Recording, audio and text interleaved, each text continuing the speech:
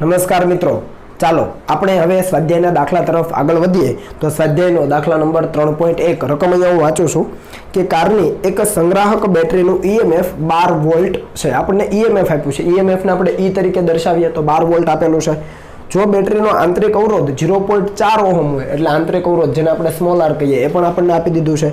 તો બેટરીમાંથી કેટલો મહત્તમ પ્રવાહ ખેંચી શકાય? હવે મિત્રો યાદ કરો, મહત્તમ પ્રવાહ ખેંચી શકાય એના માટેની શરત શું હતી? તો કે ટર્મિનલ વોલ્ટેજ 0 હોવો જોઈએ. આપણે આવું કીધેલું કે V E IR, આવું સૂત્ર છે. એમાં ટર્મિનલ વોલ્ટેજ કેવો હોવો જોઈએ? 0. હવે ટર્મિનલ વોલ્ટેજને આપણે IR લખીએ છીએ, એનો મતલબ કે પ્રવાહ તો શૂન્ય નહીં થાય, કારણ કે બેટરીનું EMF આપણી પાસે છે એટલે પ્રવાહ તો કંઈક વહેતો હશે, પણ આ R નું મૂલ્ય કેવું થવું જોઈએ? શૂન્ય થવું જોઈએ. એટલે તમે બંનેમાંથી કોઈ પણ એક લખી શકો કે ભાઈ ટર્મિનલ વોલ્ટેજ જ્યારે 0 હોય અથવા પરિપથનો જે બાહ્ય અવરોધ કેપિટલ R 0 હોય ત્યારે આપણને છે એ પરિપથમાં મહત્તમ પ્રવાહ મળે. ખ્યાલ આવ્યો ને? શું શૂન્ય હોવું જોઈએ? ટર્મિનલ વોલ્ટેજ અથવા V IR ઉપરથી બાહ્ય અવરોધ છે એનું મૂલ્ય શૂન્ય હોય તો આ જે વહેતો પ્રવાહ છે એ I મેક્સિમમ થઈ જાય.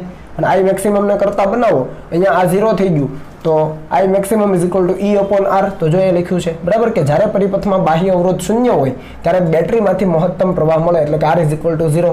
બાહ્ય અવરોધ શૂન્ય એટલે કે R 0. તો અહીંયા I maximum ને કરતા બનાવો તો E/R એટલે EMF છે 12 વોલ્ટ અને R છે 0.4. ભાગાકાર કરો એટલે તમને 30 એમ્પિયરનો જવાબ મળી જાય. ઈઝી છે બરાબર. માત્ર ને માત્ર તમારે કન્સેપ્ટ યાદ રાખવાનો છે કે મહત્તમ પ્રવાહ માટે પરિપથનો બાહ્ય અવરોધ કેવો થવો જોઈએ? શૂન્ય થવો જોઈએ, અથવા ટર્મિનલ વોલ્ટેજ જે છે એ શૂન્ય થવો જોઈએ. સિમ્પલ. ચાલો બીજો દાખલો જોઈએ કે 10 વોલ્ટ જેટલું EMF અને 3 ઓહમ જેટલો આંતરિક અવરોધ ધરાવતી બેટરીને એક અવરોધક સાથે જોડવામાં આવે છે. અહીંયા બેટરીનું EMF આપણને આપેલું છે 10 વોલ્ટ, સાથે આપણને કીધું છે 3 ઓહમ જેટલો આંતરિક અવરોધ છે, એટલે R 3 ઓહમ. નોટેશન ખાસ જોજો, આંતરિક અવરોધને આપણે સ્મોલ r કહીએ છીએ બરાબર. આ બેટરીને એક અવરોધક સાથે જોડવામાં આવે છે, એટલે અવરોધ સાથે ટૂંકમાં. જો પરિપથમાં પ્રવાહ છે 0.5 એમ્પિયર હોય તો અવરોધકનો અવરોધ કેટલો છે આ આપણને આપી દીધો છે, અને આપણને અવરોધ જોઈએ છે. સાથે આપણને એવું પણ કીધું છે કે જ્યારે પરિપથ બંધ હોય એટલે કે જોડેલો હોય કમ્પ્લીટલી, ત્યારે બેટરીનો ટર્મિનલ વોલ્ટેજ કેટલો છે? ટર્મિનલ વોલ્ટેજને આપણે V કહીએ છીએ. જો સર્કિટ જોડવી હોય, બનાવવી હોય તો તમે બનાવી શકો કે બેટરી છે એનો આંતરિક અવરોધ પણ આપો અને ઉપર તમે એક અવરોધ જોડી શકો જેનું એ મૂલ્ય અનનોન છે, જે આપણે શોધવાનું છે. પરિપથ તમે બનાવી શકો બરાબર. એટલે મેં બનાવ્યો નથી, તમે બનાવો ન બનાવો કોઈ ઇશ્યુ નથી. હવે પરિપથમાં પ્રવાહનું સૂત્ર આપણી પાસે આવું છે કંઈક. આ કોના સૂત્ર ઉપરથી મેળવેલું છે? ટર્મિનલ વોલ્ટેજના સૂત્ર ઉપરથી જ બરાબર. કઈ રીતે? તો જુઓ, V આપણે આને IR લખી શકીએ E IR. આવું હતું. આના ઉપરથી તમે IR ને આ બાજુ લઈ આવો તો શું થાય? R R EMF નો E. એના ઉપરથી જો I ને કરતા બનાવો તો EMF ના છેદમાં R R. અહીંયા આપણને શું જોઈએ છે? તો આપણને R જોઈએ છે બરાબર. પેલા તો R મેળવવો પડશે, તો R મેળવી લઈએ આપણે. તો R નું મૂલ્ય કઈ રીતે મળે? તો R R ને કરતા બનાવો તો EMF ના છેદમાં પ્રવાહ થયો. હવે અહીંયા આપણને કેપિટલ R જોઈએ છે તો કેપિટલ R પકડો તો સ્મોલ r પેલી તરફ જાય તો માઇનસ થઈ જાય. બધી કિંમતો હવે તમને આપેલી છે, મૂકી દો. EMF ની કિંમત છે 10, I ની કિંમત છે 0.5 અને સ્મોલ r કેટલો છે? 3. બધી જ કિંમત મૂકો. આ જવાબ કેટલો થાય? 10/0.5 એટલે 20 થઈ જાય. 20 - 3 એટલે 17 ઓહમ. તો એક જે આપણને બાહ્ય અવરોધનું અનનોન મૂલ્ય હતું એ આપણને મળી ગયું છે 17 ઓહમ. બીજું આપણને શું કીધું છે કે પરિપથ જોડેલો હોય ત્યારે બેટરીનો ટર્મિનલ વોલ્ટેજ. હવે ટર્મિનલ વોલ્ટેજ છે એ તમે આ સૂત્રથી મેળવી શકો. V IR બરાબર. I ની કિંમત મૂકો 0.5 જે આપેલી છે, R નું મૂલ્ય તમે મેળવ્યું 17 તો 8.5 મળી જાય. અથવા જો એ રીતે નથી મેળવવું તો તમે આની અંદર કિંમત મૂકી શકો. શેની અંદર? Direct E IR. જવાબ તમને આટલો જ મળશે. E એટલે કેટલું? 10 અને IR જો અહીંયા 10 - I એટલે 0.5 અને R કેટલો છે? તો આ છે 3. તો 10 - 1.5 થાય તો 8.5 મળી જાય. એટલે જવાબ છે બંને રીતે તમને મળી જાય. તમે ટર્મિનલ વોલ્ટેજ IR લખો અથવા E I સ્મોલ r લખો, બંને રીતે સાચું જ છે બરાબર. તો જવાબ તમને બધી રીતે મળી શકે, તમને ખ્યાલ હોવો જોઈએ. ચાલો હવે આગળ વધીએ. ત્રીજો દાખલો આપણને કીધો છે સ્વાધ્યાયનો દાખલો નંબર 3.3. તો રકમ અહીંયા હું વાંચું છું. જો પરિપથ તમે જાતે બનાવી શકો બરાબર. ઈઝી છે એટલે મેં બનાવ્યા નથી. એમાં બે બાબતો પૂછી છે. નંબર 1 કે 1 ઓહમ 2 ઓહમ અને 3 ઓહમના 3 અવરોધો શ્રેણીમાં જોડેલા છે, એટલે શ્રેણી જોડાણ કરી દેવાનું 1 ઓહમ 2 ઓહમ અને 3 ઓહમના અવરોધોનું. તો આ સંયોજનનો કુલ અવરોધ કેટલો હશે? હવે શ્રેણી જોડાણમાં કુલ અવરોધ એટલે સમતુલ્ય અવરોધ કેટલો હોય? તો બધાનો સીધો સરવાળો. તો જો મેં શ્રેણી જોડાણનો સમતુલ્ય અવરોધ RS લખ્યો છે = R1 + R2 + R3, કારણ કે શ્રેણી જોડાણ છે. પહેલાનું મૂલ્ય 1 ઓહમ, બીજાનું 2 ઓહમ, ત્રીજાનું 3 ઓહમ, ત્રણેયનો સરવાળો 6 ઓહમ મળી જાય. શ્રેણી જોડાણ છે એટલે સીધો સરવાળો, બરાબર. અને બીજું આપણને કીધું છે કે જો આ સંયોજનને 12 વોલ્ટ જેટલું EMF અને અવગણ્ય આંતરિક અવરોધ ધરાવતી બેટરી સાથે જોડવામાં આવે તો દરેક અવરોધના છેડે વોલ્ટેજનો તફાવત એટલે કે વોલ્ટેજ ડ્રોપ શોધવાનો. કેટલા EMF ની બેટરી? તો કે 12 વોલ્ટના EMF ની બેટરી. અને કીધું છે કે અવગણ્ય આંતરિક અવરોધ, અવગણ્ય આંતરિક અવરોધ જ્યારે કીધું હોય ત્યારે R કેટલો લેવાનો? 0 લેવાનો. એટલે કે આંતરિક અવરોધ છે જ નહીં. ખ્યાલ આવ્યો? અને જ્યારે આંતરિક અવરોધ ન હોય ત્યારે આપણને ખબર છે કે બેટરીના ટર્મિનલ વોલ્ટેજ કોના જેટલા થાય? EMF જેટલા. યાદ આવે છે કાંઈ? V = E - IR છે, એમાં આપણને આંતરિક અવરોધ કેવો કીધો? અવગણ્ય. તો આ R0 તો બેટરીના ટર્મિનલ વોલ્ટેજ = EMF. સમજ પડી ને આ બાબતમાં? રેડી? તો અહીંયા તમને કીધું છે કે તો અવરોધ, દરેક અવરોધના છેડે વોલ્ટેજનો તફાવત શોધો. હવે દરેક અવરોધના છેડે વોલ્ટેજનો તફાવત લેવાનો છે તો તમને ખ્યાલ આવે. હું અહીંયા જસ્ટ ખાલી આકૃતિ બનાવું છું નાનકડી એવી તમારી સમજ માટે, કે આ પહેલો અવરોધ, આ બીજો અવરોધ, આ ત્રીજો અવરોધ જેને શ્રેણીમાં જોડેલા છે, અને અહીંયા બેટરી છે, સોરી કોષ જોડ્યો છે જેનું EMF છે આટલું. કેટલું છે? તો કે એ છે 12 વોલ્ટ. એટલે અહીંયા હું ટૂંકમાં લખું છું 12 વોલ્ટ. આ છે R1, આ છે R2 અને આ છે R3. અહીંયાથી કેટલો પ્રવાહ વહે? I જેટલો. એ બધામાંથી I જેટલો જ પ્રવાહ વહે અને અહીંયાથી I જેટલો બહાર આવે. R મેં દર્શાવ્યું નથી કારણ કે 0 છે આંતરિક અવરોધ, બરાબર. તો દરેકમાંથી I જેટલો પ્રવાહ વહે છે. તો સૌથી પહેલા આપણે પ્રવાહ શોધી લઈએ. પ્રવાહ મળશે તો I × R કરીને વોલ્ટેજ ડ્રોપ મેળવી શકાય. તો જો પરિપથનો કુલ પ્રવાહ I = આ સૂત્ર જ છે, ફરીથી એ સૂત્ર મૂકી દીધું. EMF ની કિંમત મૂકો. R ની કિંમત કેટલી મળી? તો આ સમતુલ્ય અવરોધ છે. R એટલે કયો? સમતુલ્ય અવરોધ. મેં RS નથી લખ્યો, RS ને મેં માત્ર R લખ્યો છે. સમજ આવે છે ને? તો RS બરાબર અથવા R બરાબર 6 ઓહમ. તો R બરાબર 6 મૂકો. R કેટલો છે? સ્મોલ r 0 મૂકી દો તો 12/6 2 એમ્પિયરનો પ્રવાહ છે પરિપથમાં વહે છે. સમજ પડી? આ જે સમતુલ્ય અવરોધ મેળવ્યો એને RS કીધો. અહીંયા મેં એને R તરીકે લખ્યો, અથવા તમે R તરીકે લખો ચાલો, એટલે તમને કન્ફ્યુઝન ના થાય. આ R એ જ R છે, બરાબર. સમતુલ્ય અવરોધ લખ્યો છે ને R કેટલો છે? 0 સ્મોલ r. તો તમને 2 એમ્પિયરનો પ્રવાહ મળી ગયો. એટલે દરેક અવરોધમાંથી કેટલો પ્રવાહ પસાર થવાનો? 2 એમ્પિયરનો. એક જ માર્ગ ઉપલબ્ધ છે. તો હવે દરેક અવરોધના બે છેડા વચ્ચેનો વોલ્ટેજ ડ્રોપ એટલે કે વિદ્યુત સ્થિતિમાનનો તફાવત ગણી શકો. V = IR. તો પહેલા અવરોધના બે છેડા વચ્ચે આપણે વોલ્ટેજ ડ્રોપ કહીએ V1, તો I × R1, કારણ કે પ્રવાહ તો સમાન છે, અવરોધનું મૂલ્ય બદલાય. તો I કેટલો છે? તો કે 2 એમ્પિયર. અને R1 કેટલો છે? તો આપણને કીધો છે R1 = 1 ઓહમ, બરાબર. એટલે 2 વોલ્ટ મળી જાય. પછી એવી રીતે V2 માટે અને એવી રીતે V3 માટે હવે કરી શકો તમે. ખ્યાલ આવે ને? હવે રિપીટ કરવાની કંઈ જરૂર નથી. ટૂંકમાં હું નથી બોલતો પણ તમારે કરી દેવાનું છે. રેડી? ચાલો હવે સ્વાધ્યાયનો દાખલા નંબર 3.4. એમાં સમાંતર જોડાણ છે. જુઓ, 2 ઓહમ 4 ઓહમ અને 5 ઓહમના 3 અવરોધો સમાંતરમાં જોડેલા છે. તો આ સંયોજનનો કુલ અવરોધ કેટલો હશે? 3 અવરોધ આપ્યા છે, 2 ઓહમ 4 ઓહમ અને 5 ઓહમ. એને સમાંતરમાં જોડો તો સમતુલ્ય અવરોધ માટે આ લખી શકાય 1/RP, અથવા અહીંયા 1/R જ રાખો એટલે તમે કન્ફ્યુઝ ના થાવ. ચાલો, બરાબર. ચાલો, તો 1/R = 1/R1 + 1/R2 + 1/R3. એટલે 1/2 + 1/4 + 1/5. લસા કેટલો આવે? તો 20 આવે. તો લસા 20 લો તો આ તમને ઉપર જવાબ કેટલો મળે? 10 + 5 + 4 કરી લેજો, તમને આવડે છે આ, બરાબર. તો 10 ને 5 15 ને 4 19, અને પણ ઉલટું કરો તો 20/19 આવે. તો સમતુલ્ય અવરોધ તમને મળી ગયો કેટલો? 20/19. એ ઈઝી છે. હવે શું કીધું છે પાર્ટ 2 માં? કે જો આ સંયોજનને 20 વોલ્ટ જેટલું EMF, 20 અહીંયા વોલ્ટ નહીં EMF આવશે, 20 વોલ્ટ જેટલું EMF અને અવગણ્ય આંતરિક અવરોધ, અવગણ્ય આંતરિક અવરોધ એટલે સ્મોલ r = 0. તો 20 વોલ્ટ જેટલું EMF અને અવગણ્ય આંતરિક અવરોધ ધરાવતી બેટરી સાથે જો જોડવામાં આવે તો દરેક અવરોધમાંથી વહેતો પ્રવાહ અને બેટરીમાંથી ખેંચાતો કુલ પ્રવાહ શોધો.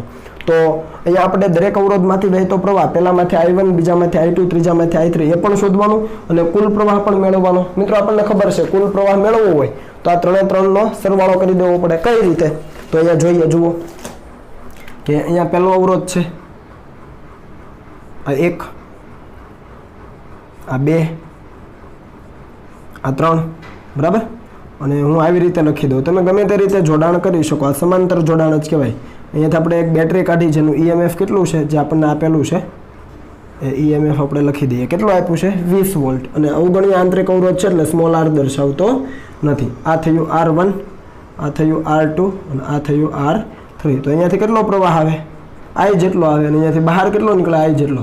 પણ આ દરેક અવરોધમાંથી વહેતો પ્રવાહ અલગ અલગ હશે કારણ કે આ સમાંતર જોડાણ છે. તો અહીંયા હોય I1, અહીંયા હોય I2 અને અહીંયા હોય I3. સમજ આવે ને? એકમાં હોય I1, બીજામાં I2 ત્રીજામાં I3. તો કુલ I અહીંયા આપણે લખીએ A બિંદુ, તો A બિંદુ અને અહીંયા લખીએ B બિંદુ. તો કુલ I is equal to I1 plus I2 plus I3. તો I1 I2 I3 અલગ મેળવી લઈએ તો I1 એટલે ખરેખર V અપોન R થાય ઓહમના નિયમ પ્રમાણે. V ઇઝ ઇક્વલ ટુ આપણે પહેલાં તો ટર્મિનલ વોલ્ટેજનું સૂત્ર લખો. એમાં R કેટલો છે? સ્મોલ r 0 છે. તો આ 0 એટલે પાછળનું પદ જતું રહ્યું. તો જેટલા ટર્મિનલ વોલ્ટેજ છે એટલા જ EMF છે. ટૂંકમાં EMF જેટલો ટર્મિનલ વોલ્ટેજ હોય તો અહીંયા V is equal to IR લખીએ. તો જો પહેલા અવરોધ માટે લખીએ તો અહીંયા હું R1 લખું તો પહેલા માટે પ્રવાહ I1 થાય. તો જુઓ I1 ને કરતા બનાવો શું આવે? EMF ના છેદમાં R1. સમજ પડી ને? અહીંયા ખરેખર ટર્મિનલ વોલ્ટેજ આવે પણ અહીંયા મેં EMF લખ્યું છે. કેમ? કારણ કે આંતરિક અવરોધ શૂન્ય છે અને આંતરિક અવરોધ શૂન્ય હોય ત્યારે શું થાય? આંતરિક અવરોધ શૂન્ય હોય ત્યારે EMF જેટલું હોય એટલે ટર્મિનલ વોલ્ટેજ થાય. તો V લખો કે E લખો કોઈ ઇશ્યુ નથી. તો E ના છેદમાં R1. E કેટલો? 20 અને R1 કેટલો છે? તો R1 આપણને આપ્યો છે 2 ઓહમ. મૂકી દો એટલે 10 એમ્પિયર મળે. એવી રીતે I2 મેળવો એ મળે 5 એમ્પિયર. એવી રીતે I3 મેળવો એ મળે 4 એમ્પિયર. તો આપણને I1 I2 I3 દરેક અવરોધમાંથી વહેતો પ્રવાહ મળી ગયો. હવે બેટરીમાંથી ખેંચાતો કુલ પ્રવાહ એટલે આ I જોઈએ તો I1 plus I2 plus I3. તો સરવાળો કરી દો. બેટરીમાંથી ખેંચાતો કુલ પ્રવાહ ત્રણેયનો સરવાળો 10 + 5 + 4 19 એમ્પિયર મળી જાય.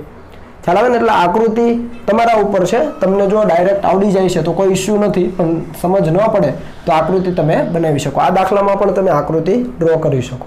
બરાબર? તો એ તમારા ઉપર છે. ચાલો આટલું કોપી કરો પછી આપણે આગળ જઈએ.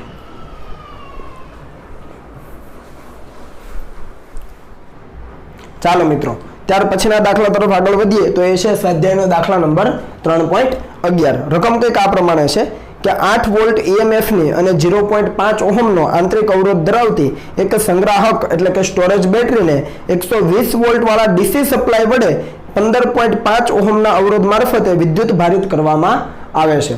જો શબ્દો ખાસ સમજો. આ દાખલો અગત્યનો છે. આપણને શું કીધું છે?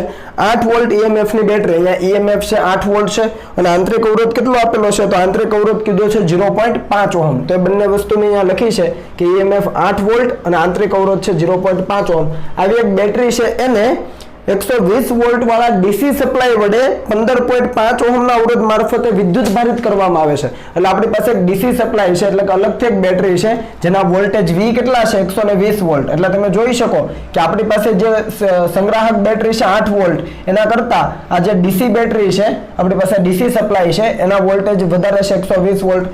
તો એ DC વોલ્ટેજ સાથેનું કનેક્શન કર્યું છે બાહ્ય અવરોધ સાથે. આ અવરોધનું મૂલ્ય આપણને આપેલું છે 15.5 ઓહમ. ટૂંકમાં આ DC સપ્લાય વાળી જે બેટરી છે એના વડે આજે આપણી પાસે વિદ્યુત કોષ છે એનું ચાર્જિંગ કરવામાં આવે છે. અહીંયા શબ્દ કીધો છે વિદ્યુત ભારિત કરવામાં આવે છે. વિદ્યુત ભારિત કરવામાં આવે છે એનો મતલબ એવો થયો ચાર્જિંગ કરવામાં આવે છે. ન સમજ પડે તો સાઈડમાં લખી લેજો. વિદ્યુત ભારિત કરવામાં આવે છે એનો મતલબ શું? ચાર્જિંગ કરવામાં આવે. તો મિત્રો જ્યારે પણ ચાર્જિંગ થતું હોય સેલનું ત્યારે એના ધન છેડામાં છે એ પ્રવાહ દાખલ થતો હોય. ફરીથી સમજો. જ્યારે પણ સેલનું ચાર્જિંગ થતું હોય ત્યારે એનો જે ધન છેડો હોય એમાં પ્રવાહ દાખલ થતો હોય. તો આ સર્કિટ મેં તમારી જાણ માટે આપેલી છે તમને સમજ આવે. અહીંયા જુઓ DC સપ્લાય સાથે બાહ્ય અવરોધ જોડ્યો છે અને એમાંથી પ્રવાહ છે વહે છે અને અહીંયા જે આપણી પાસે સંગ્રાહક બેટરી છે એના ધન છેડામાં પ્રવાહ દાખલ થાય છે. આનો મતલબ કે એ સેલ છે આ સંગ્રાહક બેટરી છે ચાર્જિંગ થાય છે એનું. જો પ્રવાહ છે બહારની તરફ આવતો હોત તો એ ડિસ્ચાર્જ થતી હોત. અત્યાર સુધી આપણે ડિસ્ચાર્જ થતા કિસ્સા લીધા હે ને? પ્રવાહ છે બહાર આવતો હતો દરેક વખતે પણ અહીંયા પ્રવાહ અંદર દાખલ થાય છે ધન છેડામાં. એનો મતલબ આનું ચાર્જિંગ થાય છે. કોના વડે? આ DC સપ્લાય વડે. 120 વોલ્ટનો જે DC સપ્લાય છે એના વડે. એટલે મેં અહીંયા લખ્યું પણ છે કે આ જે DC સપ્લાયનો વોલ્ટેજ છે એ EMF કરતા વધારે છે.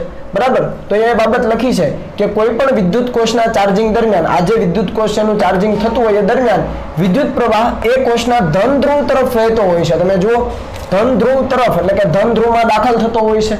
બરાબર છે? અને આવો પ્રવાહ છે એ ચાર્જિંગ પ્રવાહ તરીકે ઓળખાય છે. આટલી સમજ પડી કે આનું ચાર્જિંગ કઈ રીતે થાય છે. હવે આપણને શું પૂછ્યું છે તો કે વિદ્યુત ભારણની પ્રક્રિયા દરમિયાન એટલે કે આ ચાર્જિંગની પ્રક્રિયા દરમિયાન બેટરીનો ટર્મિનલ વોલ્ટેજ કેટલો હશે? બરાબર છે। અને બીજું આપણને કીધું છે કે વિદ્યુત ભારણ માટેના પરિપથમાં શ્રેણી અવરોધ રાખવાનો હેતુ શું છે, એટલે કે આ જે કેપિટલ આર અવરોધ રાખવામાં આવે છે એ શા માટે રાખવામાં આવે છે, અને બીજું કે આનો ટર્મિનલ વોલ્ટેજ આપણે મેળવવાનો છે। તો ટર્મિનલ વોલ્ટેજ એટલે ખરેખર શું, તો કે અવરોધના બે છેડા વચ્ચેનો વિદ્યુત સ્થિતિમાનનો તફાવત, બરાબર, એ આપણે ગણી શકીએ। તો જુઓ સૌપ્રથમ આપણને પ્રવાહ જોઈશે, કેટલો પ્રવાહ છે, કારણ કે ટર્મિનલ વોલ્ટેજ ગણવા આઈ આર જોઈએ, તો પ્રવાહનું મૂલ્ય જોઈએ। તો આ જે ચાર્જિંગ પ્રવાહ છે એનું સૂત્ર આ છે, આ સૂત્ર તમે આમ ગણો તો તમને ખ્યાલ જ છે કે I ઇઝ ઇક્વલ ટુ આપણે શું લેતા હતા, ખાલી EMF ના છેદમાં r પ્લસ સ્મોલ r, પણ અહીંયા છે એ આ ડીસી સપ્લાય વડે આનું ચાર્જિંગ થાય છે, એટલે નેટ EMF કેટલું હોય, નેટ EMF હોય કેટલું, તમે જુઓ આનો ધન અને આનો ધન, આ ધન અને આ ધન જોડેલા છે એટલે બાદબાકી કરવી પડે ને, આ વિરોધક જોડાણ થયું। કેવું જોડાણ થયું, આ વિરોધક જોડાણ, ખ્યાલ આવે ને, અહીંયા પોઝિટિવ આ પણ પોઝિટિવ, તો વિરોધક જોડાણ કહેવાય, યાદ છે।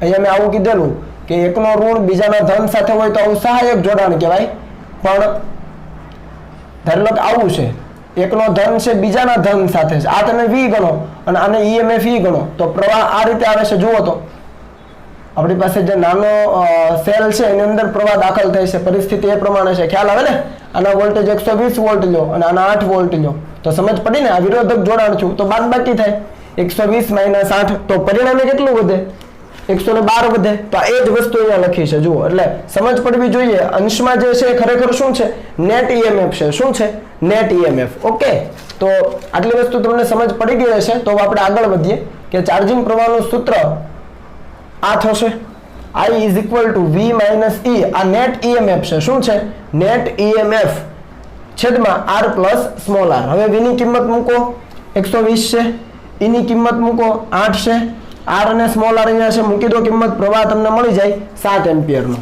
પણ આપણને પ્રવાહ મળી ગયો, આપણને શું શોધવાનું કીધું છે, આપણને કીધું છે વિદ્યુત ભારણની પ્રક્રિયા દરમિયાન, એટલે કે ચાર્જિંગની પ્રક્રિયા દરમિયાન બેટરીનો ટર્મિનલ વોલ્ટેજ। હવે ચાર્જિંગ દરમિયાન ટર્મિનલ વોલ્ટેજનું સૂત્ર યાદ છે, જો ડિસ્ચાર્જ દરમિયાન ટર્મિનલ વોલ્ટેજનું સૂત્ર આવું હતું, E માઇનસ IR, આ ડિસ્ચાર્જ માટે હતું, પણ જો ચાર્જિંગ થતું હોય તો મેં અહીંયા તમને પ્લસ લેવાનું કીધેલું, યાદ છે કે નથી, ચાર્જિંગ થતું હોય ત્યારે આ સમીકરણ લેવું પડે ટર્મિનલ વોલ્ટેજ માટે। તો જુઓ ચાર્જિંગ દરમિયાન ટર્મિનલ વોલ્ટેજ, અને મેં V ડેશ કીધા કારણ કે V અહીંયા આપણે DC સપ્લાય માટે લઈ લીધો છે, તો V dash is equal to E plus IR થાય। જુઓ એ જ સૂત્ર, E એટલે 8 વોલ્ટ છે આપણી પાસે, I આપણને મળ્યો 7 એમ્પિયર અને સ્મોલ r આપણી પાસે છે 0.5, તો આ થાય 3.5 વત્તા 8 એટલે 11.5 વોલ્ટ તમને ટર્મિનલ વોલ્ટેજ મળી ગયો બેટરીનો।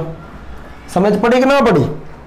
જ્યારે પણ ચાર્જિંગ થાય ત્યારે અહીંયા પ્લસ લેવું પડે, જો ડિસ્ચાર્જ થતું હોય તો આપણે અહીંયા માઇનસ લેતા હતા, બરાબર। આ ચાર્જિંગ વાળો કિસ્સો આવ્યો છે, તો ખાસ અહીંયા ભૂલ ન થાય એની કાળજી લેજો, અહીંયા પણ ભૂલ ન થાય એની કાળજી લેવાની પ્રવાહ ગણવામાં, બરાબર। તો એક બાબત મળી ગઈ। બીજી આપણને કીધી છે કે વિદ્યુત ભારણ માટેના પરિપથમાં શ્રેણી અવરોધ રાખવાનો હેતુ શું છે, શા માટે આ શ્રેણી અવરોધ રાખવામાં આવે, તો મિત્રો આપણને ખ્યાલ આવે કે અહીંયાથી જ્યારે આ પ્રવાહ પસાર થશે તો એ પ્રવાહ છે આંતરિક અવરોધમાંથી પણ પસાર થશે, અને આંતરિક અવરોધ શૂન્ય નથી, જુઓ આંતરિક અવરોધનું કંઈક મૂલ્ય છે, તો આંતરિક અવરોધમાંથી જ્યારે પ્રવાહ પસાર થાય તો I અને R બંને આપ્યા છે, તો ઉર્જા આપણને ખબર છે I²R, ખ્યાલ છે ને, 1 સેકન્ડમાં ઉત્પન્ન થતી ઉર્જા યાદ આવે છે સૂત્ર, H is equal to I²RT, પણ અહીંયા R તરીકે હું સ્મોલ r લઉં છું, આંતરિક અવરોધની વાત કરું તો સ્મોલ r, અને 1 સેકન્ડ કહું તો T બરાબર 1 સેકન્ડ, તો આટલી ઉર્જા ઉત્પન્ન થાય 1 સેકન્ડમાં, ખ્યાલ આવે ને। તો એ લખ્યું છે અહીંયા જુઓ કે વિદ્યુત કોષના ચાર્જિંગ દરમિયાન તેના આંતરિક અવરોધમાં, એટલે કે આંતરિક અવરોધ R માં I²R જેટલી છે ને, I²R જેટલી ઉર્જા એ ઉષ્મા ઉર્જા સ્વરૂપે વિખેરણ પામે, આ દર સેકન્ડે આટલી ઉર્જા ઉત્પન્ન થાય, બરાબર છે। અને તેને ઘટાડવા માટે, હવે R તો ફિક્સ છે, તો આ ઉર્જાને ઘટાડવી હોય તો R ફિક્સ હોય, અને H ને જો ઘટાડવું હોય તો I ઘટાડવો પડે, સમજ પડી?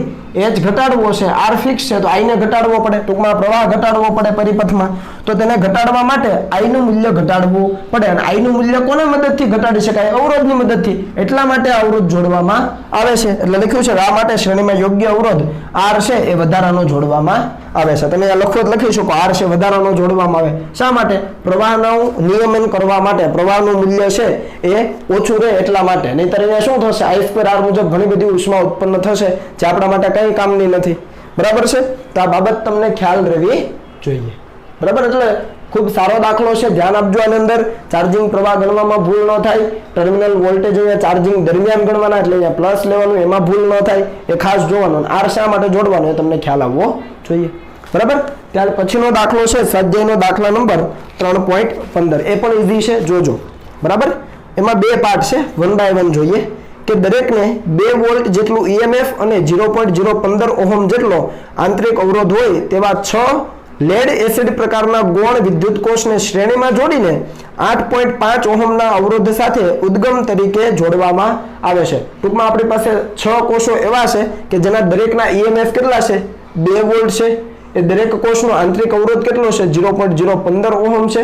તો એ દરેકને શ્રેણીમાં જોડવામાં આવે. જો અમે અહીંયા આકૃતિ બનાવી 1 2 3 4 5 6 આ 6 કોષોને શ્રેણીમાં જોડ્યા અને એને 8.5 ઓહમના અવરોધ સાથે ઉદ્ગમ તરીકે જોડવામાં આવે. તો જો આ જે અવરોધ છે એનું મૂલ્ય કેટલું? 8.5 ઓહમ. અને એની સાથે આ 6 કોષોને શ્રેણીમાં જોડીને ઉદ્ગમ તરીકે જોડવામાં આવે. હવે ઉદ્ગમ તરીકે જોડ્યા હોય તો અહીંયાથી પ્રવાહ I નીકળે તો R માંથી I જેટલો પ્રવાહ દાખલ થાય. બરાબર. અને આ બાજુથી આ I જેટલો બહાર નીકળે. સમજ પડી?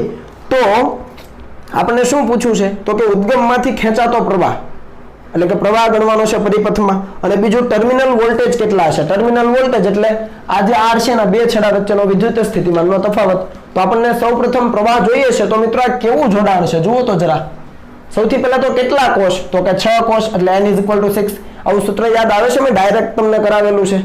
બરાબર. તો n = 6. તો કોષોના શ્રેણી જોડાણમાં, કારણ કે આ બધું શ્રેણી જોડાણ છે અને બધું સહાયક જોડાણ છે. જુઓ, એકનો ઋણ બીજાનો ધન, ઋણ ધન ઋણ ધન ઋણ ધન ઋણ ધન, આ રીતે ચાલે તો સહાયક જોડાણ થયું.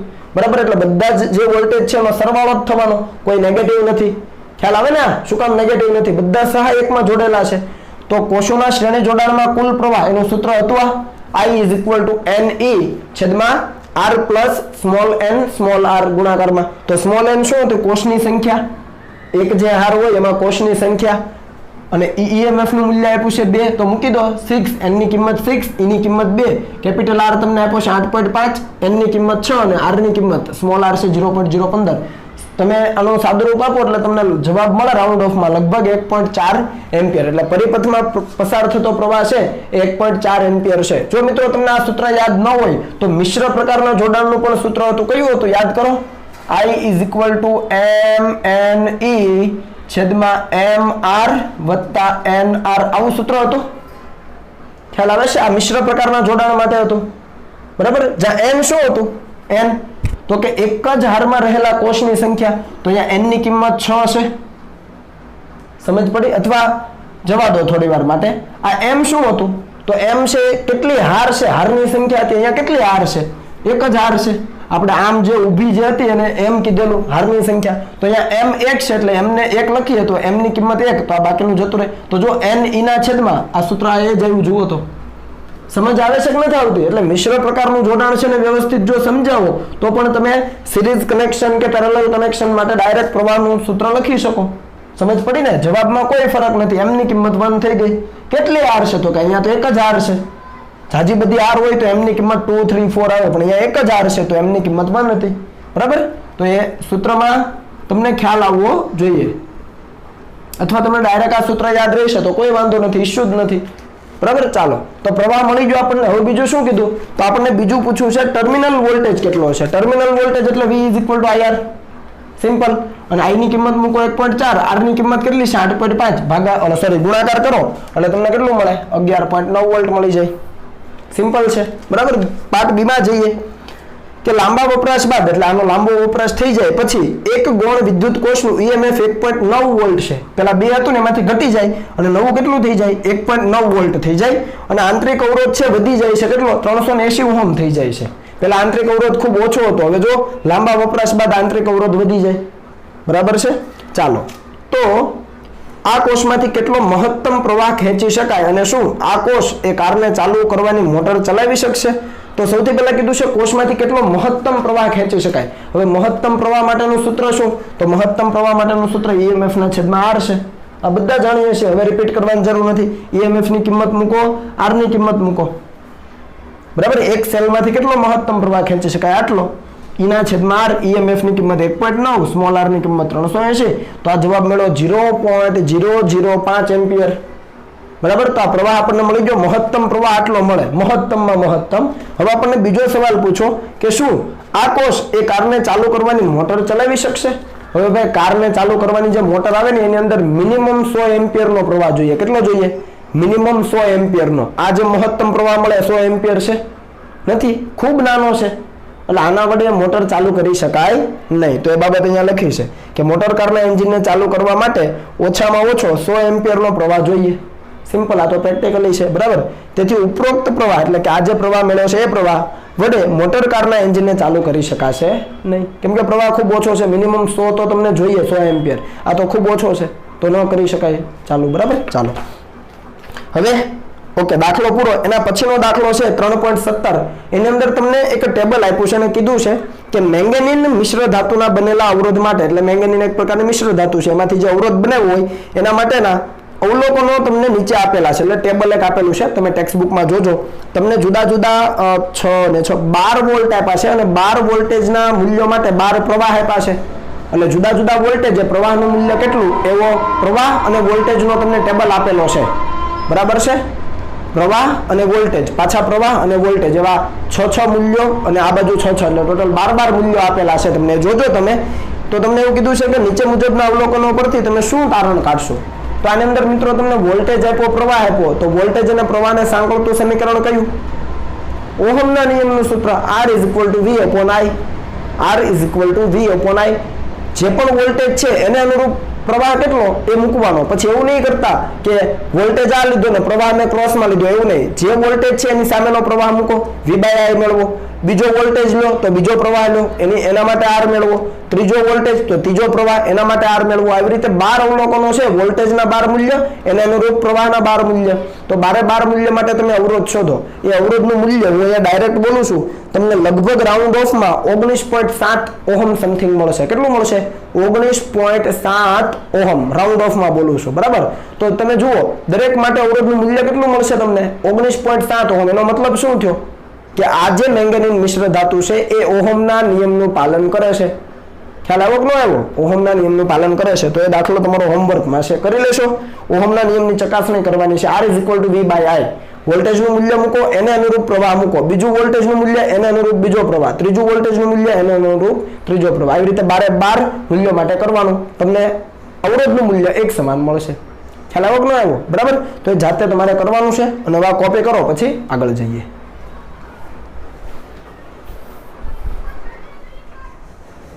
ચાલો મિત્રો આગળ જઈએ. તો સ્વાધ્યાયનો દાખલા નંબર 3.18 છે, તમારે હોમવર્કમાં કરવાનો છે. કન્સેપ્ટ બેઝ ક્વેશ્ચન છે, બરાબર. સોલ્વ કરવા પ્રયત્ન કરજો. ન સમજ પડે તો તમે મને પૂછી લેજો, બરાબર. એટલે 3.18 નંબરનો દાખલો સ્વાધ્યાયનો તમારે હોમવર્કમાં કરવાનો છે. 4 બાબતો અંદર પૂછેલી છે. ઓકે, ત્યાર પછી આપણે આગળ વધીએ દાખલા નંબર 3.20માં. એમાં 3 અલગ અલગ દાખલાઓ આપેલા છે, તો 1 બાય 1 આપણે જોઈશું. કે પાર્ટ એમાં આપણને આપેલું છે કે દરેક કેપિટલ R અવરોધના આપેલા સ્મોલ n અવરોધોને તમે કેવી રીતે જોડશો જેથી તમને મહત્તમ અને લઘુત્તમ અસરકારક અવરોધ મળે, અને સાથે સાથે એ મહત્તમ અને ન્યૂનતમ અવરોધોનો ગુણોત્તર પણ કેટલો હશે એ શોધવાનું કીધું છે. મિત્રો આ દાખલો મેં તમને ઓલરેડી કરાવી દીધેલો છે, બરાબર, પ્રેક્ટિસ એક્ઝામ્પલમાં. છતાં પણ જોઈ લઈએ. આપણી પાસે સ્મોલ n જેટલા અવરોધો છે અને દરેક અવરોધનું મૂલ્ય છે કેપિટલ R. તો આપણને કીધું છે એ સ્મોલ n જેટલા અને કેપિટલ R અવરોધ ધરાવતા અવરોધોને કઈ રીતે જોડવા જોઈએ જેથી આપણને મહત્તમ અવરોધ મળે અને બીજું આપણને કીધું છે ન્યૂનતમ એટલે કે લઘુત્તમ અસરકારક અવરોધ મળે. તો મિત્રો મહત્તમ સમતુલ્ય અવરોધ મેળવવા માટે આપણે શું કરવું જોઈએ? તો કે બધાનું શ્રેણી જોડાણ કરવું પડે. સિમ્પલ છે, કારણ કે શ્રેણી જોડાણનો જે સમતુલ્ય અવરોધ છે એ કેટલો હોય? તો કે આપેલા જે પણ અવરોધો છે એના મહત્તમમાં મહત્તમ મૂલ્ય કરતાં પણ વધારે હોય સમતુલ્ય અવરોધ. તો એ બાબત લખી છે કે મહત્તમ સમતુલ્ય અવરોધ માટે દરેક અવરોધને શ્રેણીમાં જોડવો પડે. ખ્યાલ છે ને?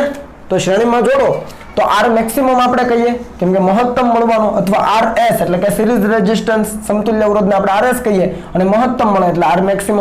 તો R1 + R2 + R3 up to Rn સરવાળો કરવો પડે, પણ દરેક અવરોધનું મૂલ્ય R છે તો મેં ડાયરેક્ટ લખ્યું છે R+R+R ક્યાં સુધી? n વખત. તો આ ટોટલ જવાબ કેટલો થઈ જાય? nR થઈ જાય. સમજ પડી ને? બરાબર. તો આપણને મહત્તમ અવરોધ મળી ગયો શ્રેણીમાં જોડ્યા ત્યારે. હવે આપણને બીજું કીધું છે કે અવરોધોને કેવી રીતે જોડવા જોઈએ જેથી આપણને અસરકારક અવરોધ છે એ લઘુત્તમ મળે.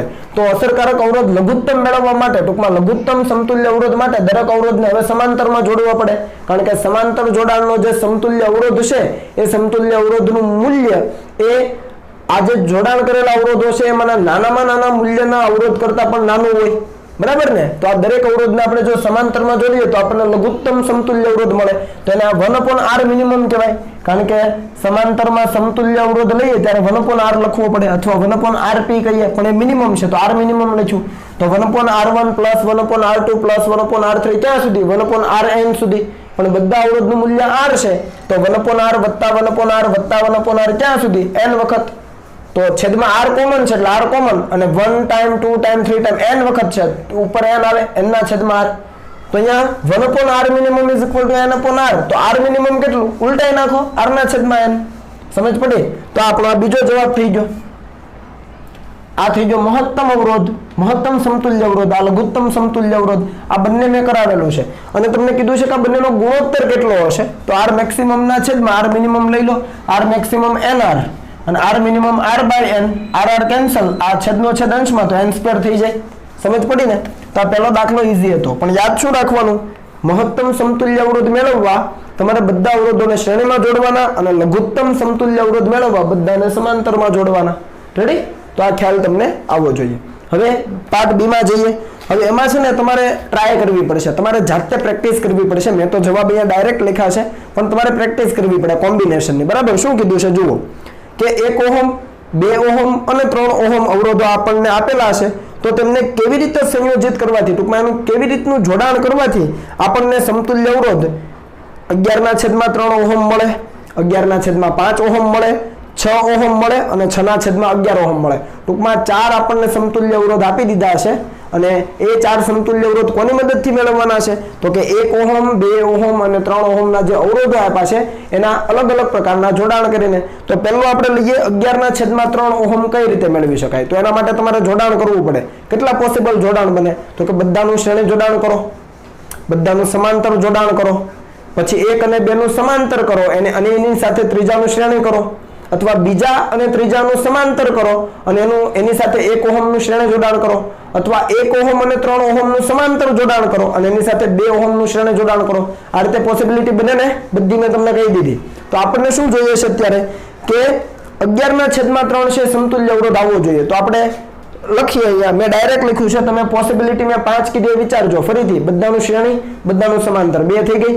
1 અને 2 નું સમાંતર અને એની સાથે ત્રીજાનું શ્રેણી, પછી 1 અને 3 નું સમાંતર અને 2 ઓહમનું શ્રેણી, અને 2 અને 3 નું સમાંતર અને 1 ઓહમનું શ્રેણી. તો 5 શક્યતા વિચારજો, એમાંથી 4 તમને અહીંયા પૂછી લીધી છે, તો એક નહીં કામમાં આવે. બરાબર? તો 11/3 ઓહમ સમતુલ્ય અવરોધ જોઈએ એના માટે 1 ઓહમ અને 2 ઓહમનું સમાંતર જોડાણ કરો અને એ સમાંતર જોડાણની સાથે 3 ઓહમનું શ્રેણી જોડાણ. સમજ પડી? તો a અને b વચ્ચેનો સમતુલ્ય કેટલો મળે જોઈએ? તો આ બંને કેવા જોડાણમાં? સમાંતરમાં. તો આનો સમતુલ્ય અવરોધ કેટલો થાય? 1 અને 2 નો ગુણાકાર છેદમાં 1 અને 2 નો સરવાળો, એટલે 1 × 2 છેદમાં 1 વત્તા 2.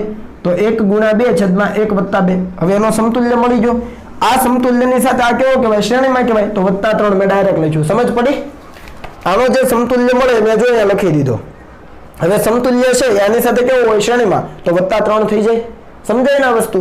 તો આનું તમે સાદુરૂપ આપો ને એટલે 11/3 આવી જશે. જુઓ, અહીંયા 3, અહીંયા છેદમાં 3, ઉપર 2, તો 3 × 3 9, 9 ને 2 11, 11/3 થઈ ગયા. સમજ પડી? બીજું આપણને કીધું છે 11/5 ઓહમ. તો 11/5 ઓહમ માટે કોમ્બિનેશન અલગ વિચારવું પડશે. તો મેં બીજું કોમ્બિનેશન લીધું, 2 ઓહમ અને 3 ઓહમનું સમાંતર જોડાણ અને એની સાથે 1 ઓહમનું શ્રેણી જોડાણ. તો આ 2 અને 3 ઓહમનું સમાંતર જોડાણ છે તો એનો સમતુલ્ય કેટલો થાય? 2 × 3 છેદમાં 2 વત્તા 3. 2 × 3 છેદમાં 2 વત્તા 3. હવે એ જે સમતુલ્ય આપણને મૂલ્ય મળે એની સાથે આ 1 ઓહમ કેવો? શ્રેણીમાં. તો વત્તા 1 ઓહમ. ખબર પડી ને? એટલે મેં ડાયરેક્ટ RAB લખ્યું છે. સમજ પડે છે કે નહીં પડે? આ એક અવરોધ વત્તા બીજો અવરોધ, કારણ કે આનો સમતુલ્ય છે એ 1 ઓહમ સાથે શ્રેણીમાં થઈ જાય. તો આનો સમતુલ્ય કેટલો? તો મેં ડાયરેક્ટ લખ્યો છે કેલ્ક્યુલેશન કર્યા વગર, અને વત્તા 1 ઓહમ. તમને જે રીતે સમજ આવે એ રીતે પહેલા તમે આનો સમતુલ્ય મેળવી લો. એનો જવાબ કેટલો આવે? તો કે 6/5 આવે. હવે 6/5 છે એ અને આ કેવા? શ્રેણીમાં. તો 6/5 વત્તા 1, તો આ એ જ વસ્તુ છે. 6/5 વત્તા 1 જ છે. બરાબર? તો આનું તમે સાદુરૂપ આપો એટલે 11/5 ઓહમ મળી જાય. રેડી? ચાલો પછી ત્રીજો કીધો છે 6 ઓહમ. હવે 6 ઓહમ માટે તો ડાયરેક્ટ ખબર પડે 1 2 ને 3 ઓહમ ના છે ને 6 ઓહમ જોઈએ. શ્રેણી કરી દો, આવી ગયો જવાબ. અને ચોથું કીધું છે 6/11 ઓહમ. 6/11 ઓહમ માટે બધાનું સમાંતર જોડાણ કરો. જુઓ બધાના એક બાજુના છેડા એક સામાન્ય બિંદુએ, બીજી બાજુના છેડા બીજા સામાન્ય બિંદુએ, તો 1/1 + 1/2 + 1/3 = 1/RAB થાય. સમાંતર જોડાણ છે ભાઈ, નિયમ યાદ રાખજો, ભૂલાઈ ન જાય. 6 લસા લઈ લો, બાકીનો જવાબ તમને મળી જશે. RAB વ્યસ્ત કરો એટલે 6/11 ઓહમ તમને મળી જાય. ઈઝી છે, બરાબર છે, પણ છતાંય તમે ભૂલ કરશો એની ગેરંટી, એટલે ખાસ ધ્યાન રાખજો. રેડી? ચાલો પાઠ C માં જઈએ. પાઠ C માં આપણને બે આકૃતિઓ આપી છે અને કીધું છે કે આકૃતિમાં દર્શાવેલા નેટવર્ક માટે સમતુલ્ય અવરોધ શોધો. અહીંયા મેં તમને નેટવર્ક ઓલરેડી આપી દીધું છે, તો ટેક્સ્ટ બુકની કંઈ જરૂર નથી. જુઓ અહીંયા નેટવર્ક આપી દીધું છે. તમે ઉપર જુઓ, અહીંયા મેં ઓહમ નથી લખ્યા. 1 ઓહમ 1 ઓહમ 1 ઓહમ છેક સુધી ઉપરની જે અવરોધોની હારમાળા છે 1 ઓહમની છે અને નીચેના જે અવરોધો છે બધા 2 ઓહમના છે. હવે A અને B વચ્ચેનો સમતુલ્ય અવરોધ આપણને શોધવો છે. તો તમે મિત્રો ખાલી આ બોક્સ પકડો, આ એક બોક્સ પકડો, અહીંયા આ એક બોક્સ પકડો, આટલું, બરાબર? તો ઉપરનો અવરોધ આ બે બિંદુ વચ્ચે, આ એક બિંદુ અને આ એક બિંદુ, એમની વચ્ચે ઉપરના બે અવરોધો કેવા જોડાણમાં? શ્રેણીમાં. તો એનો સમતુલ્ય કેટલો થાય? 2 થાય. નીચેના બંને અવરોધો 2 ઓહમના છે, એ કેવા જોડાણમાં? શ્રેણીમાં. તો બંનેનો સમતુલ્ય 4 થાય. શ્રેણીમાં તો સરવાળો થાય ને, 1 + 1 એટલે 2 અને નીચેનાનો 2 + 2 એટલે 4. હવે ઉપર 2 અને નીચે 4, એ કેવા જોડાણમાં? સમાંતરમાં. હાલો ભાઈ, ગુડ મોર્નિંગ. ઉપર 2 અને નીચે 4 ઓહમ, એ બંને કેવા જોડાણમાં? સમાંતરમાં. તો બંનેનો સમતુલ્ય કેટલો? તો જો અહીંયા લખ્યો મેં 2 × 4 / 2 + 4. ડાયરેક્ટ લખાય ને? સમજ પડે ને હવે ડાયરેક્ટ નિયમ? તો એનો જવાબ તમને મળે છે 4/3. ટૂંકમાં આજે એક તમે બોક્સ લીધું, આ એક ગાળો, આવા 4 ગાળા છે, આ 1 2 3 અને 4, 4 ગાળા છે. એવા એક ગાળાનો તમને કેટલો મળ્યો સમતુલ્ય? તો અહીંયા એક લૂપ બોલો, આને લૂપ કહેવાય. તો એક લૂપનો સમતુલ્ય અવરોધ એનો R' કહું તો કેટલો મળ્યો? આ ઉપર 2 હતો, આનો સમતુલ્ય 4 હતો, તો 2 × 4 / 2 + 4, તો 8/6 એટલે 4/3 થઈ ગયું. આ એક લૂપનો સમતુલ્ય. હવે બીજી લૂપનો પણ એવો જ થવાનો. જુઓ 1 1 2 2 1 1 2 2 1 1 2 2, તો આનો પણ કેટલો થાય સમતુલ્ય? 4/3. આનો પણ સમતુલ્ય 4/3. આનો પણ એટલો. હવે બધા કેવા જોડાણમાં થઈ ગયા? શ્રેણીમાં. કારણ કે હવે આ બે બિંદુ વચ્ચે કેટલો મૂકવાનો? 4/3. પછી આ બે બિંદુ વચ્ચે કેટલો મૂકવાનો? 4/3. આ બે બિંદુ વચ્ચે કેટલો મૂકવાનો? 4/3. અહીંયા કેટલો મૂકવાનો? 4/3. તો હવે શ્રેણી જોડાણ થયું. સમજ પડી ને? તો હું ડાયરેક્ટ લખી દીધું છે કે RAB, A અને B બિંદુ વચ્ચે સમતુલ્ય અવરોધ 4 ટાઈમ R'. 4 વખત 4/3 લખો તો 4 ટાઈમ R' જ થયું ને? સમજ પડી કે ન પડી? R' ની કિંમત મૂકી દો 4/3. 4 × 4 16/3 અથવા 5.333 ઓહમ. ઈઝી છે, મૂંઝાઈ નહીં જવાનું. રેડી? ચાલો બીજું તો બહુ ઈઝી છે. તમને આ 5 અવરોધો આપ્યા. જુઓ 1 2 3 4 5, દરેકનું મૂલ્ય કેપિટલ R છે. A અને B વચ્ચે સમતુલ્ય જોઈએ. હવે આવું આવે એટલે આંખો બંધ કરીને સમાંતર જોડાણ નહીં લઈ લેવાનું. જોવાનું ક્યાં ક્યાં છેડા છે. A છેડો અહીંયા છે અને B છેડો અહીંયા છે, બરાબર? અને તમે જુઓ એક અવરોધનો એક છેડો બીજા છેડા સાથે, એટલે છેડાથી છેડાનું જોડાણ છે. અને આમ સીધો તાર કરી દો તો A અને B ને સીધો કરી દો તો બધા અવરોધ એક લાઈનમાં આવી જાય. શ્રેણી જોડાણ થયું. સમજાણું ને? સમાંતર જોડાણ લઈને જીકી નહીં નાખતા. આ કેવું જોડાણ થયું? શ્રેણી જોડાણ. શ્રેણી જોડાણમાં બધાનો સીધો સરવાળો. તો 5R છે, તો R + R + R + R + R, 5 વખત R નો સરવાળો કરો તો 5R મળી જાય ઓહમમાં. આવડે કે ન આવડે? બરાબર? ચાલો કોપી કરી લો, પછી આગળ જઈએ.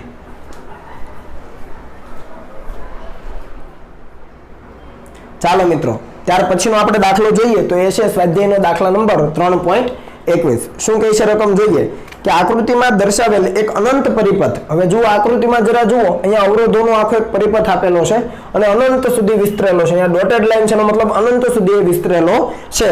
તો આ એક અનંત પરિપથ વડે 12 વોલ્ટ અને 0.5 ઓહમનો આંતરિક અવરોધ ધરાવતા સપ્લાયમાંથી ખેંચાતો પ્રવાહ શોધો.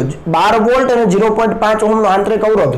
તો 12 વોલ્ટ એટલે ખરેખર EMF આપેલું છે અને 0.5 ઓહમ એટલે આંતરિક અવરોધ. એ તો આપણને કીધું જ છે. તો ખેંચાતો પ્રવાહ આપણને શોધવાનો કીધો છે. ટૂંકમાં પરિપથમાં વહેતો પ્રવાહ અને દરેક અવરોધનું મૂલ્ય 1 ઓહમ છે. તમે જુઓ અહીંયા 1 1 1 દર્શાવેલા છે. તો 1 ઓહમ છે એ દરેક અવરોધનું મૂલ્ય છે. તો તમે વિચારો કે અહીંયા આપણને I જોઈએ છે, સ્મોલ r આપ્યો અને EMF નું મૂલ્ય આપ્યું. તો I નું સૂત્ર શું આપણી પાસે? ईएमएफ ના છેદમાં r પ્લસ કેમ કે આની અંદર આપણે ईएमएफ આપેલું છે અને સ્મોલ r પણ આપેલો છે જુઓ ईएमएफ અને સ્મોલ r બંને આપેલા છે અહીંયા આપણે કેપિટલ R જોઈએ કેપિટલ R એટલે શું તો કે પરિપથમાં બાહ્ય અવરોધ હવે અહીંયા બાહ્ય અવરોધ તરીકે કેટલા બધા અવરોધ છે જુઓ તો જરા છે ને ઘણા બધા અવરોધ છે તો આપણે શું કરવું પડે કે સમતુલ્ય અવરોધ મેળવવો પડે શું મેળવવું પડે સમતુલ્ય અવરોધ મેળવવો પડે તો આ પરિપથનો સમતુલ્ય અવરોધ કેટલો તો આ પરિપથ તો અનંત વિસ્તાર સુધી વિસ્તરેલો છે જુઓ અહીંયા ડોટેડ લાઈન છે તો આપણે એવું ધારી લઈએ કે આ જે અનંત વિસ્તારનો પરિપથ છે એનો સમતુલ્ય અવરોધ x છે શું ધારી લઈએ વ્યવસ્થિત સમજજો ધારો કે આપણે શું પ્રોસિજર કરીએ છીએ આ શોધવાની સમતુલ્ય અવરોધ બરાબર ધારો કે અનંત વિસ્તારના પરિપથનો સમતુલ્ય અવરોધ કેટલો છે સ્મોલ x છે આટલી સમજ પડી ટૂંકમાં આ બિંદુ અહીંયા આપણે કહી દઈએ a અને આ બિંદુ કહી દઈએ b તો a અને b વચ્ચેનો સમતુલ્ય અવરોધ આપણે કેટલો કહીએ તો આપણે ધારી લઈએ કે x જેટલો છે સમજ પડી બરાબર હવે આ જે પરિપથ છે કોના વડે બનેલો છે સમજો આનો આપણે એકમ કોણ કહી શકાય તમે એકમ કોષ ભણો ને કેમિસ્ટ્રીમાં તો આ એક ઓહમનો અવરોધ આ એક ઓહમનો અવરોધ અને આ એક ઓહમનો અવરોધ જો આ જે છે આ ત્રણે ત્રણ એનું રિપીટેશન જ થાય છે જુઓ રિપીટેશન જ થાય છે ખ્યાલ આવે છે આ એક ઓહમ એક ઓહમ એક ઓહમ આ જે લાઈન છે આ પેર એનું રિપીટેશન જ થાય છે જુઓ એટલે અનંત વિસ્તારનો પરિપથ બને સમજ પડે તો બિલ્ડિંગ બ્લોક કોણ છે આ ત્રણેય અવરોધ બરાબર તો આ ત્રણેય અવરોધ છે એ ત્રણ અવરોધ હજુ આની અંદર કદાચ એડ કરી દઈએ તો કોઈ ફરક પડે કેમ કે પરિપથ તો અનંત વિસ્તારનો છે ભાઈ પરિપથ કેવો છે અનંત વિસ્તારનો છે અને અનંત વિસ્તારનો હોય તો કદાચ આવી એક પેર હજુ એડ કરી દઈએ આની અંદર તો કઈ ફરક પડે ન પડે સમજ આવે છે શું કહેવા માંગુ છું આ અનંત વિસ્તારનો પરિપથ છે એનો સમતુલ્ય અવરોધ કેટલો કીધો આપણે x કહી દીધો હવે આ સમતુલ્ય સોરી આ અનંત વિસ્તારનો જે પરિપથ છે એ કોના વડે બને છે તો આ જે ત્રણ અવરોધો છે 1 ઓહમ 1 ઓહમ 1 ઓહમ એના રિપીટેશન થી જ બને જુઓ આવી રીતે જોડતા જાવ તો બની જાય તો આ જે ત્રણ અવરોધો છે હજુ એક પેર એવી એડ કરી દઉં તો કઈ ફરક પડે કેમ કે પરિપથ તો અનંત વિસ્તારનો છે તો કઈ ફરક ન પડે તો અહીંયા આપણે લખીએ કે અહીં A તથા B બિંદુ વચ્ચે 1 ઓહમના કેટલા અવરોધો 3 1 2 ને 3 ત્રણ અવરોધો ઉમેરતા સમતુલ્ય પરિપથ હવે વ્યવસ્થિત જોજો શું કરવાનું છે A અને B બિંદુ વચ્ચે આપણે આ બાજુ ઉમેરીએ કેમ કે આ બાજુ તો અનંત છે તો આ બાજુ ઉમેરીએ તો 1 ઓહમના ત્રણ અવરોધો ઉમેરતા સમતુલ્ય પરિપથ કેવો થાય હવે સમજજો અહીંયા A અને B વચ્ચે અહીંયા A અને B વચ્ચે આપણે પહેલા કેટલો લઈ લીધેલો x લઈ લીધેલો એટલે આવું કંઈક થાય જોજો આ A અને આ B એમના વચ્ચે ઓલરેડી પહેલા x હતો તો આવું લખી શકાય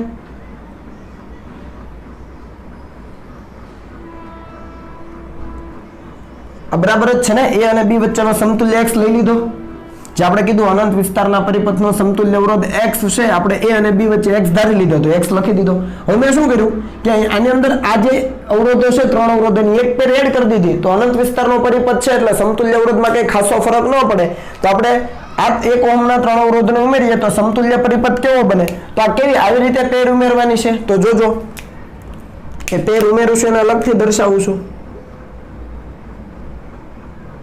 આ 1 ઓહમનો છે આ પણ 1 ઓહમનો અને નીચે પણ આ 1 અને હું 1 બરાબર છે તો આ એક બિંદુ જુઓ તો શું કર્યું આવી ગયું ને પાછો આવી જ પેર આવી જુઓ જેવી અહીંયા છે એવી જ પેર અહીંયા મેં એડ કરી દીધી છે સમજ પડી ને આખો જે આ નેટવર્ક આપ્યો તો એનો સમતુલ્ય x આપણે ધારો A હવે મેં કીધું કે આ ત્રણ અવરોધો એવા છે કે જેના રિપીટેશનથી આખો પરિપથ બને તો એ ત્રણ અવરોધને એડ કરી દઈએ તો કોઈ ફરક ન પડે તો એ ત્રણ અવરોધો અહીંયા એડ કર્યા 1 ઓહમ 1 ઓહમ 1 ઓહમ ખબર પડી હવે અહીંયા ધારી લો કે P અને Q બિંદુઓ છે જ્યાં આપણે શું જોડવાના છીએ આટલા વોલ્ટ આટલા EMF વાળી બેટરી અને એનો આંતરિક અવરોધ આટલો છે બેટરી અહીંયા જોડીશું સમજ પડી તો હવે આપણે P અને Q વચ્ચેનો સમતુલ્ય અવરોધ શોધી લઈએ તો જુઓ તો P અને Q વચ્ચેનો સમતુલ્ય અવરોધ કેટલો થાય તો એના પહેલા A અને B વચ્ચે આ બંને અવરોધો કેવા જોડાણમાં છે समांतરમાં છે a અને b વચ્ચે આ બંને કેવા જોડાણમાં 1 અને x समांतરમાં છે તો આપણે અહીંયા લખી શકીએ કે a અને b વચ્ચેનો a તથા b વચ્ચેનો સમતુલ્ય અવરોધ કેટલો છે હું ડાયરેક્ટ લખું છું ચાલો a અને b વચ્ચેનો સમતુલ્ય અવરોધ આ બંને સમાંતરમાં છે તો x ગુણ્યા 1 છેદમાં x વત્તા 1 x ગુણ્યા 1 વત્તા x વત્તા 1 સમજો સમાંતરમાં છે તો ઉપર ગુણાકાર છેદમાં સરવાળો તો આ શું થઈ ગયું x ના છેદમાં x + 1 થઈ ગયું સમજ પડી ને એક અવરોધની પેર એડ કરી દો તો કઈ ફરક ન પડે તો આ બંને સમાંતરમાં થઈ જાય એ સમાંતર જોડાણનો સમતુલ્ય અવરોધ કેટલો થયો x ના છેદમાં x + 1 તો હવે આનું પરિણામી કેવી સર્કિટ બને તો પરિણામી સર્કિટ તમે અહીંયા જો બનાવી હોય તો કંઈક આવી બને જોજો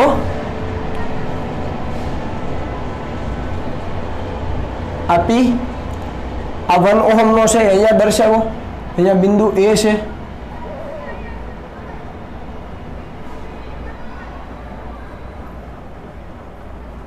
અને આ q આ પણ 1 ઓહમ નો છે ઉપર નીચે એટલે આ બરાબર અને આ a અને અહીંયા b તો એમના વચ્ચેનો સમતુલ્ય કેટલો થઈ ગયો x ના છેદમાં x + 1 હવે સમજ પડી કે ન પડી રેડી તો હવે p અને q વચ્ચે સમતુલ્ય મેળવો જ્યાં આપણે બેટરી જોડવાના છીએ ખ્યાલ આવે ને તો હવે p તથા q વચ્ચે સમતુલ્ય અવરોધ જેને આપણે કહીએ r તો ઇઝ ઇક્વલ ટુ કેટલો થશે તો આ હવે શ્રેણીમાં થઈ ગયું આખું p અને q વચ્ચે જો 3 3 શ્રેણીમાં થઈ ગયા તો 1 પ્લસ x ના છેદમાં x + 1 અને +1 આ 1 આનો x ના છેદમાં x + 1 આનો અને આ +1 આનો સમજ પડી તો આ આપણને સમતુલ્ય અવરોધ મળી ગયો આ સમતુલ્ય અવરોધ ખરેખર કેટલો હોવો જોઈએ તો આ તો ખરેખર અનંત વિસ્તારનો જે પરિપથ હતો એનો જ હતો ને સમતુલ્ય x તો આખો અનંત વિસ્તારના સમતલનો જે ભાગ છે તો એ પણ x જેટલો જ હોવો જોઈએ સમજ આવે છે કે નથી આવતી અહીંયા ખાસ સમજો કે p અને q વચ્ચેનો સમતુલ્ય છે એ ખરેખર કેટલો હોવો જોઈએ તો કે x જેટલો જ હોવો જોઈએ આપણે પહેલા x જ ધાર્યો તો આપણે નવું શું કર્યું તો કે આ જે બિલ્ડિંગ બ્લોક છે આ 3 અવરોધોના કારણે આખું જે નિર્માણ પામે છે એ એક પેર ખાલી એડ કરી નવું કાંઈ કર્યું જ નથી તો સમતુલ્ય અવરોધ તો આટલો જ રહેવો જોઈએ ને તમે ગમે એ કરો આ એડ કરી છે તો સમતુલ્ય અવરોધ તો x જ રહેવો જોઈએ તો આ એડ કર્યા પછી આપણે સમતુલ્ય અવરોધ અહીંયા ગણ્યો પણ હોવો કેટલો જોઈએ x જેટલો જ હોવો જોઈએ સમજ પડી કે નહીં તો અહીંયા આપણે લખી દઈએ કે આ સમતુલ્ય અવરોધનું મૂલ્ય આ r નું મૂલ્ય r એટલે સમતુલ્ય અવરોધ બરાબર ને આ r નું મૂલ્ય કેટલું હોવું જોઈએ x જેટલું જ હોવું જોઈએ આ સમજાવવું જોઈએ હો તમને તો x જેટલું જ હોવું જોઈએ તો અહીંયા x મૂકી દો r ની જગ્યાએ તો x બરાબર આ થઈ ગયું 2 1 + 1 2 વત્તા x ના છેદમાં x + 1 સમજ પડી હવે આનો તમે સાદુરૂપ આપો તો શું થાય તો અહીંયા થશે આ 2x + 2 તો આ 2x + 2 + x અને છેદમાં ચાલો આને x + 1 કરી દઈએ પહેલા રેડી 2x + 2 + x / x + 1 આ x + 1 અહીંયા આપો તો શું આવે x² + x થાય બરાબર ને x × x x² ને x × 1 તો x = 2x + 2 + x આ x કેન્સલ થાય તો આને તમે સમીકરણમાં ફેરવો તો x² - 2x - 2 = 0 આવું સમીકરણ બને આવું સમીકરણ આવે છે કે નહીં જરા આપણે ચેક કરી લઈએ ઓકે x² - 2x - 2 = 0 આવે છે હવે આ દ્વિઘાત સમીકરણ છે આનું તમને સાદુરૂપ આવડે છે બરાબર એમાં હું પડતો નથી તમે x ની કિંમત મેળવશો એટલે x ની કિંમત તમને મળશે 1 ± √3 કેટલી મળશે 1 ± √3 આવી મળશે આટલી જ મળે છે ને એક જ મિનિટ 1 ± √3 ઓકે આટલી મળશે પણ ઋણ અવરોધ શક્ય છે તમે જુઓ તો √3 નું મૂલ્ય કેટલું તો √3 નું મૂલ્ય બધાને ખ્યાલ છે 1.732 હવે તમે 1 - 1.732 કરો તો ઋણ થઈ જાય અવરોધ કોઈ દિવસ ઋણ હોય નહીં એટલે આપણે લખીએ કે અવરોધ ઋણ ન હોય અવરોધ ઋણ ન હોય અને ન હોય તો x નું મૂલ્ય કેટલું તો x નું મૂલ્ય 1 + √3 અને √3 ની કિંમત 1.772 1.772 વત્તા 1 તો 1.732 બરાબર, તો 1.732 વત્તા 1 તો 2.732 ઓહમ. આ આપણને મળી ગયો સમતુલ્ય અવરોધનું મૂલ્ય. સમજ પડી કે ન પડી? આટલો આવે છે, ચેક કરી લઈએ. 2.732 ઓહમ. ઓકે, ફરીથી રિપીટ કરું છું. અનંત વિસ્તારનો આપણને એક પરિપથ આપ્યો છે, બરાબર. એ કોના કારણે બને છે? તો કે આ 3 અવરોધો એવા છે જેના રિપીટેશન થી બને છે. તો આપણે સમતુલ્ય અવરોધ પહેલા x ધારી લીધો. હવે આ એક જે પેર છે એના રિપીટેશન થી બને છે, એ એક પેર ખાલી એડ કરી દઉં તો a અને b વચ્ચે x તો હતો જ, અને એક પેર આપણે એડ કરી તો અહીંયા મેં pq નવા નામ આપ્યા. જ્યાં આપણે બેટરી હવે જોડીશું, પેલા a અને b બિંદુ વચ્ચે જોડવાના હતા બેટરી, પણ હવે આપણે પેર એડ કરી તો હવે p અને q વચ્ચે જોડીશું. હવે આ બંને સમાંતરમાં, તો એનો સમતુલ્ય મળી જાય. પછી એનો જે સમતુલ્ય મેળ્યો એ બાકીના બંને સાથે શ્રેણીમાં, તો શ્રેણી જોડાણનો સમતુલ્ય મેળ્યો. પણ આ જે સમતુલ્ય અવરોધ છે એનું મૂલ્ય રહેવું કેટલું જોઈએ? x જેટલું જ, કારણ કે આપણે તો ખાલી એક જ પેર એડ કરી છે, તો કઈ ખાસો ફરક પડવાનો નથી. એટલે આ જે સમતુલ્ય અવરોધ છે r એ x જેટલો જ હોવો જોઈએ, અને r ની જગ્યાએ x મૂક્યું, બાકી સાદુરૂપ. તો x ની કિંમત આપણને કેટલી મળી? 2.732 ઓહમ. આ સમતુલ્ય અવરોધ આપણને મળી ગયો. તો આપણે પેલા સૂત્રમાં જે જોઈતો હતો કેપિટલ R, એ અહીંયા x તરીકે બને છે, મળે છે આપણને. ખ્યાલ આવ્યો કે ન આવ્યો? તો હવે શું થશે? તો કે હવે આ p અને q વચ્ચે આપણે બેટરી, એટલે કે આના વચ્ચે આપણે બેટરી જોડવાની છે, તો કઈક પરિપથ આવો બને. આ p બિંદુ, અહીંયા આપણે બેટરી જોડવાના, જેનો આંતરિક અવરોધ આપણને આપ્યો છે, એનું EMF પણ છે. અને આ q બિંદુ જુઓ તો આ વોલ્ટેજ કેટલા? તો કે 12 વોલ્ટ. આંતરિક અવરોધ કેટલો? તો કે 0.5 ઓહમ. આ તમને ખબર હોવી જોઈએ. હું અહીંયા R EMF નો e કરી દઉં. ચાલો, અને અહીંયા આ કેટલો અવરોધ છે જે આપણે ધાર્યો હતો? આને આપણે x ધાર્યો હતો, જે આપણે અહીંયા મેળવ્યો છે, બરાબર. પ્રવાહ ક્યાંથી ક્યાં વહે? અહીંયાથી, કેમ કે આ ધન છેડો છે, તો અહીંયાથી I જેટલો પ્રવાહ વહે અને અહીંયાથી I જેટલો બહાર આવે. સમજ પડી કે નહીં? પરિપથમાં p અને q વચ્ચે જો બેટરી જોડી દીધી મેં. EMF 12 વોલ્ટ, આંતરિક અવરોધ 0.5 ઓહમ, અને અહીંયાથી પ્રવાહ વહે. આ સિંગલ અવરોધ છે, આ જે આપણે મેળવ્યું 2.732 ઓહમ. તો હવે શું લખી શકાય? તો આપણને કીધું છે કે પાવર સપ્લાયમાંથી, એટલે કે આ જે આપણી પાસે કોષ છે એમાંથી ખેંચાતો પ્રવાહ શોધો. તો આપણે ડાયરેક્ટ લખી શકીએ કે ખેંચાતો પ્રવાહ અથવા પરિપથમાં વહેતો પ્રવાહ, અને એ પ્રવાહનું સૂત્ર શું હતું? તો I EMF ના છેદમાં r પ્લસ સ્મોલ r, પણ અહીંયા r ની જગ્યાએ x છે. બાહ્ય પરિપથમાં જે અવરોધ હોય, બાહ્ય અવરોધ x છે, x પ્લસ r. આનું મૂલ્ય 12 છે EMF નું, અને x કેટલો? તો કે 2.732 વત્તા આનું મૂલ્ય છે 0.5. આને થોડુંક વ્યવસ્થિત લખીએ આપણે ઉપર 12. સમજ પડી કે નહીં? EMF નું મૂલ્ય 12 મૂકો, x ની કિંમત 2.732 અને r ની કિંમત મૂકો 0.5. તો આ જે તમને જવાબ મળશે મિત્રો, એ મળશે 3.713 એમ્પિયર. કેટલો મળશે? 3.713 એમ્પિયર. રેડી? એટલે દાખલામાં ભૂલ ન થાય એની ખાસ કાળજી લેજો. તો આ આપણો જવાબ થઈ ગયો. અને જ્યારે પણ તમને અનંત વિસ્તારનો પરિપથ આપેલો હોય ત્યારે તમે આવી એક પેર એડ કરીને આ જ મેથડથી આગળ વધી શકો. બરાબર? આ ઇઝી સોલ્યુશન છે. એક જે પેર છે બિલ્ડિંગ બ્લોક છે, આના કારણે જો રિપીટેશનથી તે આખું પરિપથ બને છે, તો એવી એક પેર એડ કરી દેવાની, અને બાકીનો જે પરિપથ છે એનો સમતુલ્ય x ધાર લેવાનો. આ જ મેથડથી આગળ વધવાનું. તમને પ્રવાહ પૂછે, સમતુલ્ય અવરોધ પૂછે, બધું મળી જાય. તમને એમ કીધું હોત કે આ પરિપથનો, આ જે અનંત વિસ્તારનો પરિપથ છે, બરાબર છે, એનો સમતુલ્ય અવરોધ કેટલો, એવું પૂછ્યું હોત તો તમે જવાબ આ લખી શકત. પૂછ્યું નથી, પણ પૂછ્યું હોત તો જવાબ આ જ આવે. ખ્યાલ આવે? તો આ મેથડ છે, આ ખૂબ અગત્યની છે મિત્રો દાખલા સોલ્વ કરવા માટે. બરાબર? ચાલો હવે કોપી કરી લો.